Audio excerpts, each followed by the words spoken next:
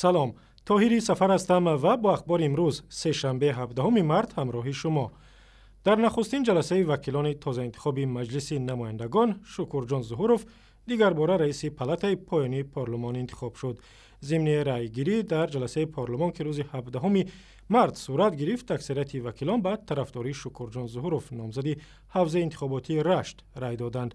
در جلسه که بعد از 16 روز انتخابات پارلمانی صورت گرفت، امامعلی رحمان رئیس جمهوری تاجیکستان سخنرانی کرد و از وکیلان مجلس نمایندگان خواست ضمن بحث درباره طرح قانون‌ها فعال باشند و پارلمان را به جای شخ شده ها تبدیل ندهند. وکیلان مجلس پیشین را تنقید می‌کردند که ضمن بررسی قانون‌ها فعال نیستند و هرچی که حکومت می‌گفت به اراده و ملاحظه قبول می‌کردند. دبیر شورای امنیت تاجیکستان میگوید اوضاع در مرز تاجیکستان و افغانستان آرام است و سر و صدا درباره حضور جنگجویان گروه دولت اسلامی در مرز واهمه است. عبدالرحیم قهاروف روز 17 مارس به رادیو آزادی گفت عین زمان از آن طرف سرحد خطر به امنیت تاجیکستان تهدید نمی کند و نیروهای مسلح قادرند که هر گونه تهدید به امنیت تاجیکستان را رفع کنند. از این پیش اناتولی آنتونوف معاون وزیر دفاع روسیه گفت که گروه دولت اسلامی در افغانستان فعال شده است و به امنیت تاجیکستان هم تهدید می کند.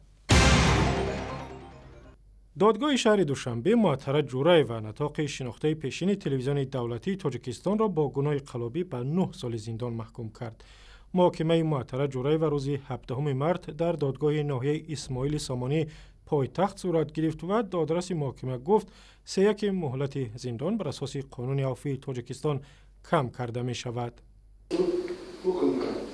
جورای و معطره رستم‌آمه با بند به قسم 4 ماده 247 کد جنایتی جمهوری اسلامی محکوم شده با او با این ماده جزای معروف ساختن از عضوی به مهلت 9 سال و محروم کردن از حقوق مشروع شدن به فعالیت سیاحتکاری به مهلت 3 سال با نگاه داشتن در کلان اصلاحی دور نظامش عمومی تعیین کرده شد. با گفته دادگاه نطاق شناخته تاجیک در چند سال گذشته از 10 نفر $10,000 قرض گرفته و پول آنها را بر نگردانده است و 21 نفر از معطره به دادگاه شکایت بردند.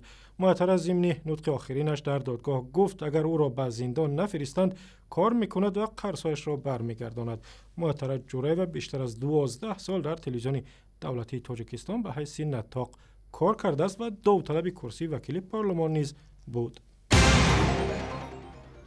طبیبان در ولایت ختلان یک کودک را طبابت می‌کنند که به گفته آنها به سبب ازدواج خویش و تباری ناقص به دنیا آمده است و همین گونه سببی از هم جدا شدن پدر و مادرش نیز شده است. انیسجان 5 ساله با پایهای کج به دنیا آمده است و او را در بیمارستان زیبا کریمه و بیبیش پرستاری می‌کند.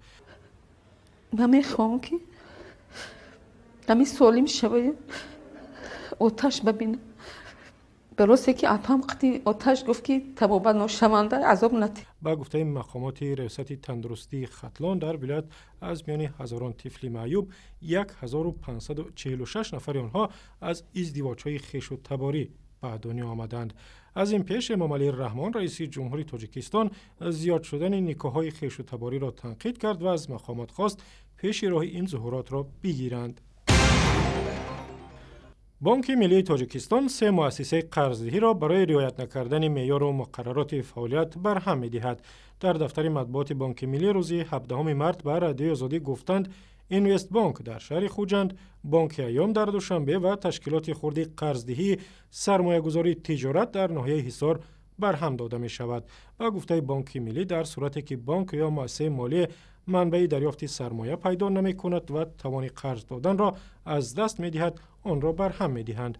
2 سال قبل بانک ملی تاجیکستان اجازتنامه و شهادتنامه سامان بانک و 8 مؤسسه خرد قرضدهی را بازخواند و این مؤسسه ها را از فهرست سازمان های قرضی خارج کرد. و اخبار از این هم بیشتر در وبسایت رادیو آزادی، در صحیفه های ما در فیسبوک، توییتر و یوتیوب و هم صمیمه مخصوصی رادیو آزادی برای تلفن های همراه.